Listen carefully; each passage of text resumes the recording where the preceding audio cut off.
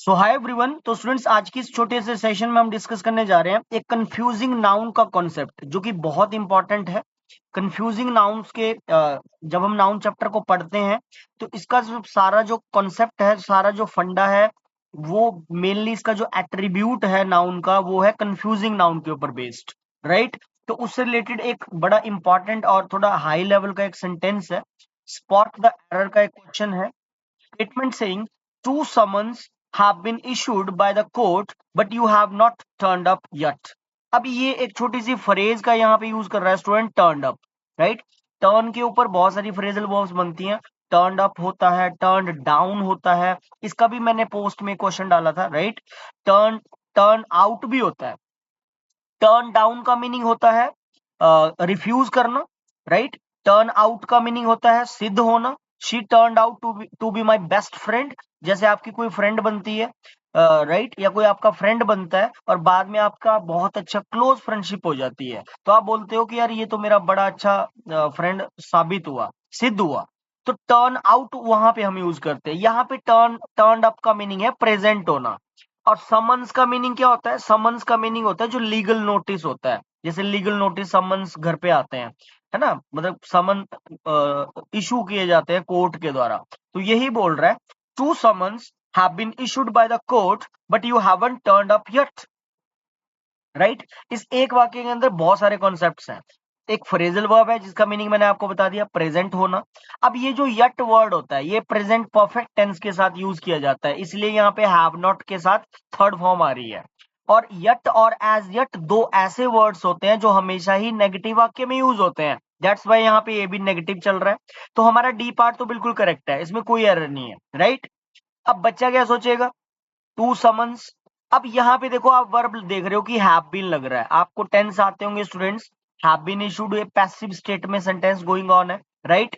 और has been जो होता है वो सिंगुलर में लिखते हैं, हैव बीन जो है हम प्लूरल में लिखते हैं, राइट। अब यहाँ पे आप देख सकते हो स्टार्टिंग में ए पार्ट में लिख रहा है टू। टू मतलब दो, दो समन्स इशू किए गए हैं। तो अगर दो समन्स इशू किए गए हैं तो इसका मतलब कि प्लूरल में बात हो रही है, राइट। तो यहाँ पे हैव बीन भी जस्टिफाइड है कि वर्ब तो हम हैज बीन नहीं कर सकते। बी पार्ट में हैज बीन नहीं हो सकता है। उसका रीजन ये है कि ए पार्ट में टू समन्स की बात कर रहा है।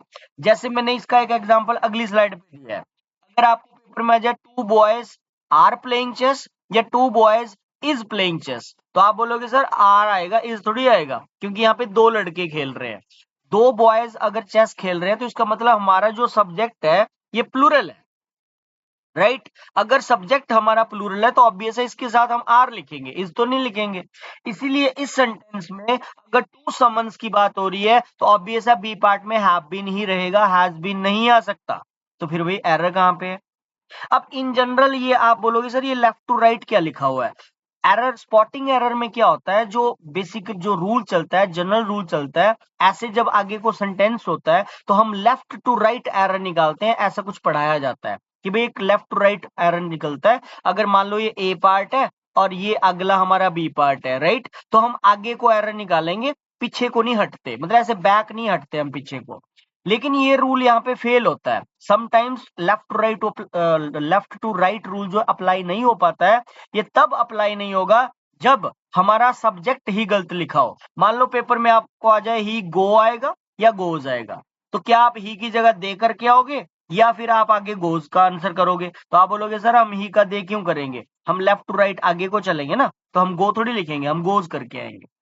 हम गो नहीं लगाएंगे, हम गोज लिखेंगे, राइट। तो हम दे नहीं कर सकते इस वाक्य में। अब आप बोलोगे सर अगर बी में हैव बीन लग रहा है और ए पार्ट में टू समन से लिख रहा है तो फिर एरर कहाँ है? नो एरर तो उसमें है नहीं वाक्य में। एक्चुअली यहाँ पे कंफ्यूजिंग नाउन का एक छोटा सा हाई लेवल का कॉन्सेप्ट है। बच्चा सोचेगा समन्स आ रहा है तो सर ये तो प्लूरल है, बट मैं आपकी नॉलेज के लिए बता दूं यहाँ पे ए पार्ट रॉन्ग है। क्यों रॉन्ग है? क्योंकि ये जो समन्स वर्ड होता है ये सिंगुलर है, राइट। और इसका जो प्लूरल होता है स्टूडेंट्स वो होता है समन्सिस। समन्स का जो राइट प्लूरल होता है, क्योंकि टू आ रहा है, टू आ रहा है तो इसके साथ समन्स नहीं आएगा। समन्स सिंगुलर फॉर्म होती है और इसका जो प्लूरल वर्जन होता है दैट वुड बी समन्सिस। क्योंकि बी पार्ट में हैव बीन लग रहा है और दो समन्स की बात कर रहा है, तो यहाँ पे ए पार्ट में बनेगा two summonses have been issued by the court but you haven't turned up yet. Right, this is the right answer. I hope आपको ये बात समझ आई होगी। तो आज की इस वीडियो में इतना रहेगा। नया बच्चा जुड़ा हो तो चैनल को सब्सक्राइब जरूर करें और वीडियो को लाइक करना मत भूलें। Thank you very much, thanks a lot.